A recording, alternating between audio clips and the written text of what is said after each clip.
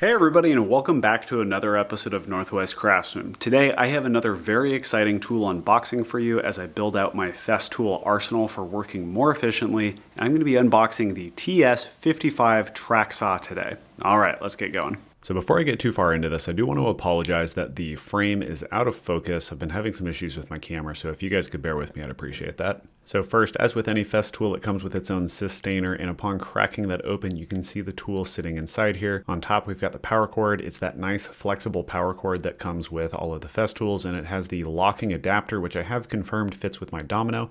So if you already have that for another Festool, you probably have a duplicate with this now. You also get the manual and the warranty information. I do recommend you go register with the warranty because Festool has a good warranty. If you have any issues, you can always send it back in.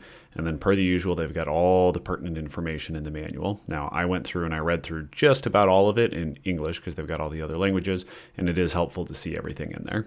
And now for the main character of the show, you have the TS-55 track saw body. It looks just like a regular Festool. All of the important bits are highlighted in green, or all of the adjustable bits are highlighted in green. Basically, that's anything you're intended to interact with.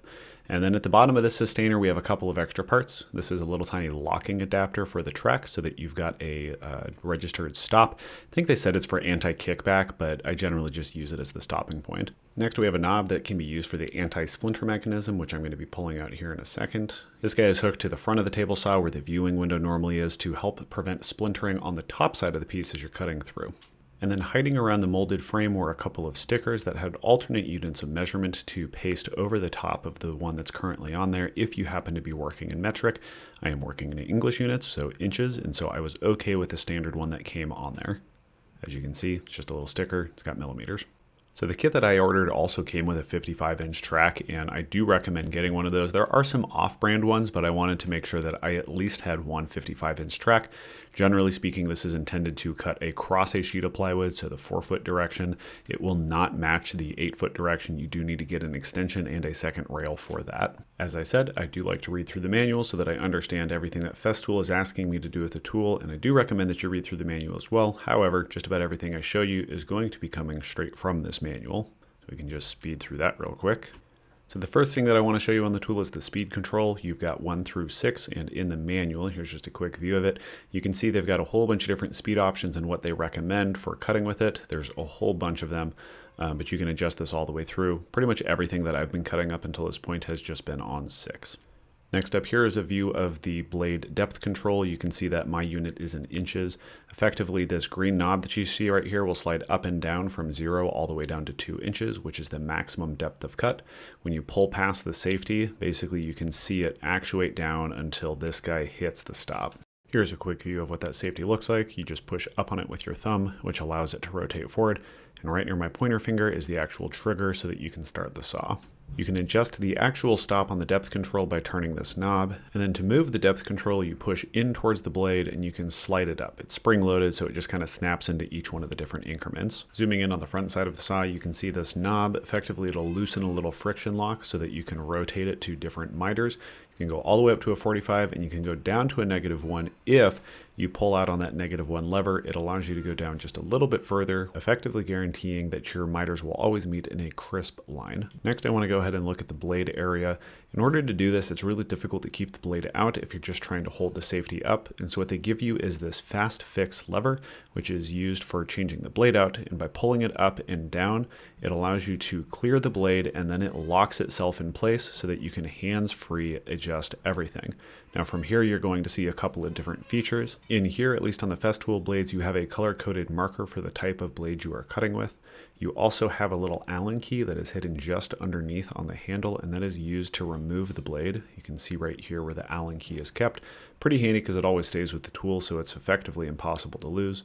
Once you get that pulled out, you can just lock it around the blade, undo that bolt, and then there's a compression fitting that sits on the underneath side. I had kind of a tough time getting it off, but I think it's because all of the machining oil was still fresh on the tool. So I just pulled it straight out the bottom, but when I reassembled it back together, I saw easily that it fit together just like all of the other blades that I have, where you put the blade on, compression fitting on, and then the bolt on top.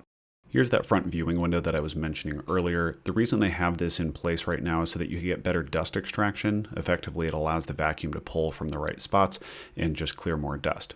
Now, this is the chip out preventer, and basically it's supposed to be supporting the top side of your material so that as the blade comes back out, it doesn't cause chip out. To pull this acrylic piece out, you do just literally pull it out. I got confused there, but you do just pull it out, and then you slide the chip out preventer in its place, and then you've got that friction knob that'll go into that PEM nut or that insert nut, allow you to tighten it down and then adjust it to the top of the surface of your wood. Here is that adjustment in action, and it is also worth noting that this is intended to support the offcut side rather than the main body side, which generally sits underneath the track and is already supported by the track. I mentioned this earlier, but if you are one of the Europeans or realistically most of the rest of the world that works in millimeters, you don't want to be working in inches. There is a sticker that you can put right over the top of that depth gauge in order to be working in millimeters rather than in inches. And then here's another view of how that stop fitting fits on the track. Effectively, you get this little tiny T-nut that goes on the inside of that track, slides down, and then another friction knob to lock it in place. As you can see, when you get the track saw on, it, well, stops the track saw. Next, to ensure that your track saw is both tight to the track but not so tight that there is friction, there's these two adjustment knobs which basically have eccentric bearings on the bottom side, so it adjusts how tightly it hugs onto the rail. So you want to adjust this to the point where it slides freely but does not rock back and forth. Here's a close-up view of those fittings. You can see as you rotate it around, it hugs the track more or less tightly. Okay, and we are ready for a test cut. Time to get the proper PPE in place. Make sure you got your ears on, make sure you got your eyes on, and then make sure everything is out of the way. When I'm cutting on my track saw, I learned that I like to have a piece of pink insulation foam on the bottom. If you have a piece of scrap plywood that you can cut through, that also works fine. But the pink insulation foam is nice because you have a lot of depth that you can work with, and it's really light and easy to move around. So to both test out the track saw and to initialize my track, I am testing it on this piece of maple which does not have a straight edge. I found out once I put my track up against it. As I'm getting this lined up, effectively the first cut that you are going to make on the track saw is going to cut a little rubber piece that runs all the way along the edge, and this is what helps to prevent tear out, but it is also a zero clearance cut, which means that the first cut you make is going to provide your zero clearance all the way through, which also means that it only works for 90-degree cuts. As soon as you start mitering it, you're going to end up cutting it a little bit more, which loses a little bit of your ability to keep it from tearing out.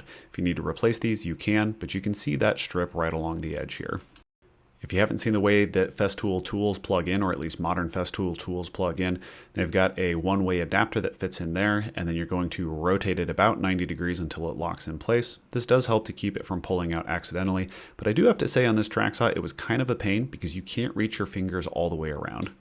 If you don't happen to have the nice Festool dust extractor, Rockler does sell some adapters that you can put over the top. You can see it right here.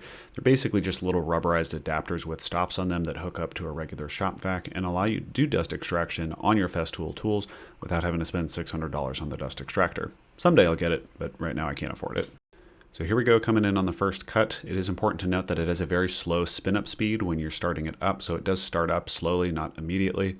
You can also see that I don't have that chip out support pushed down all the way, so you've got that giant gap between my workpiece and the blade. So lower that down if you want to prevent chip out. In this case, I didn't really care because I'm just trying to initialize the track and straighten out this piece, and I don't care about the offcut. Here's what that full cut looks like coming all the way down. I am going nice and slow, but I could tell that this could go a little bit faster. It was not bogged down by this hard maple one bit. And even though I didn't have it clamped down to the maple, the little tiny sticky pads that are on the underneath side of it were rock solid. And just as advertised, a nice, clean, straight, chip out free cut. So that's it. That's everything you can expect to be coming out of the box, and that's how you initialize the track saw. Overall, I have been using this for longer than what I've shown in this video, and I've really loved it. It is really, really handy for breaking down plywood, which previously I was doing in a really sketchy way on my table saw, which just wasn't safe. This is a really easy way just to break down large sheets of plywood, larger piece of wood. If I've got something that doesn't nicely fit on my jointer, I can easily throw it up and use the track saw to square that up nicely because it is very, very precise with regards to its angles and how straight it cuts. And if you do want to get the extension, they are spendy if you're going to get them from Festool. However, there is also a PowerTech track that I got, which is much cheaper. It's still not terribly cheap, but it is much cheaper, and it cuts a straight enough line for me. I haven't done a head-to-head comparison between the Festool track and the PowerTech track. But the other thing to note is that I've read a lot of places online that the Makita track and the Festool track have exactly the same profile. So you might be able to order some Makita track instead if you want it to be brand name. Or if you want to go with a cheaper track saw, I have heard that you can go with a Makita, and honestly, a lot of woodworkers have been really satisfied with it. So do you have to go with Festool? Probably not, but I wanted to go with Festool because I was really impressed with their domino, and I figured the same amount of engineering went into their track saw, and I can say again, I am really impressed by the work on this tool. So again, I'm super excited to have this thing around the shop. There's so many cool things that I'm going to be able to do with it, and frankly, just making my life a lot easier breaking down plywood and larger pieces of wood that I can't effectively do on the table saw. Thank you guys tons for joining me. I really appreciate it. If you have any questions or comments, go ahead and throw that in the comment section down below. I do read all of those and I do respond to all of those. And if you would like to see links to any of the things that you have seen in this video, go ahead and check that out in the description as well. Anything that you purchase through there does give me about 3 to 4% back, depending on what it is, which goes to support the channel. I do appreciate you guys doing that because it allows me to continue doing what I'm doing. And if you would like to represent Northwest Craftsman with any t-shirts or sweatshirts or a hat, I do have links to the apparel in the description down below. I am wearing my favorite shirt of all time. I mean, truly, seriously, these are the most comfortable shirts that I've ever worn. In fact, I'm wearing one right now as I'm recording this audio. And if you want one of your own, you can find the link in the description. So thank you guys again for joining. I really appreciate it. You don't have to go buy really expensive Festool tools because I do acknowledge they are expensive, but man, have they done a good job. Happy woodworking, everybody. Talk to you later.